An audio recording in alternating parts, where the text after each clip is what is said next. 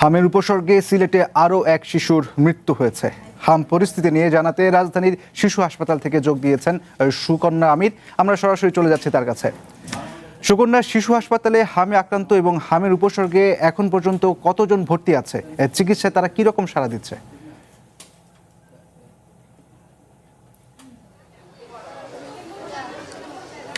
ধন্যবাদ। আমি এই মুহূর্তে রয়েছি রাজধানীর শিশু হাসপাতাল ও ইনস্টিটিউটে এবং আপনি জানেন যে আজকে থেকে সরকারি অফিস আদালত এবং একদম নিয়ম রুটিন অনুযায়ী চলছে হাসপাতালগুলো, অর্থাৎ ডিউটি ডক্টরগুলো তাদের কর্তব্যের জায়গায় ফিরে এসেছে এবং সেই অনুপাতে যদি আমরা বলি যে সকাল 8:30 থেকে বিভিন্ন ওয়ার্ডে কিন্তু যারা ডিউটিরত অর্থাৎ কর্তব্যরত চিকিৎসকরা রয়েছেন তারা কিন্তু সেই ওয়ার্ডগুলোতে ভিজিট করছেন এবং এখানে হচ্ছে জরুরি বিভাগের সামনে যে সকল শিশুরা হাম এবং হামের উপসর্গ নিয়ে এসেছেন তারা আসলে ইমার্জেন্সি অর্থাৎ জরুরি বিভাগের সামনে তারা অপেক্ষারত এবং হচ্ছে যারা যেই ডক্টরের অধীনে এতদিন চিকিৎসাধীন ছিলেন তারা আজকে থেকে সেই ডক্টরকে বাহিরে টিকিট কেটে দেখাতে পারবেন।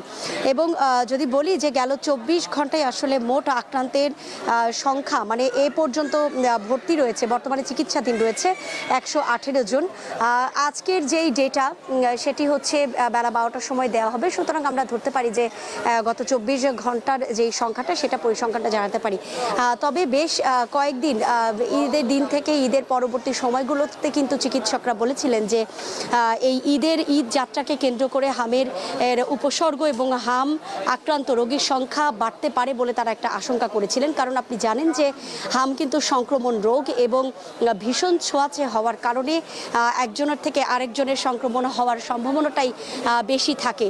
সুতরাং ঈদে আসলে যারা ছুটি পেয়েছেন, যারা রাজধানী ছেড়েছেন এবং বিভিন্ন জায়গায় তাদের গন্তব্যে যে ঈদ পালন করেছেন তাদের ক্ষেত্রে একটা বিশেষ সতর্কতা জারি করেছিলেন স্বাস্থ্য অধিদপ্তর থেকে শুরু করে বিভিন্ন হসপিটালের কর্তব্যরত চিকিৎসকেরা এবং সেই জায়গা থেকে তারা আসলে একটি আশঙ্কায় বলা যায় করছেন যে এই ঈদ যাত্রা শেষ হওয়ার পর অর্থাৎ আজকে যেহেতু নিয়ম অনুযায়ী সকল সরকারি ছুটি আসলে শেষ হয়ে কর্মস্থলে যে যার জায়গায় ফিরেছেন, সুতরাং তারা কিন্তু বলছেন যে আজকের পর থেকে আসলে শনাক্ত হওয়া রোগী তাদের সংখ্যাটা বাড়তে পারে এবং সেই জায়গা থেকে তারা বিভিন্নভাবে যারা অভিভাবক রয়েছেন তাদেরকে সতর্ক থাকার আহ্বান জানিয়েছেন। রাজধানীর শিশু হসপিটাল ও ইনস্টিটিউট থেকে এই ছিল আমার কাছে হাম এবং হামের উপসর্গ নিয়ে সর্বশেষ। ফিরছি স্টুডিওতে।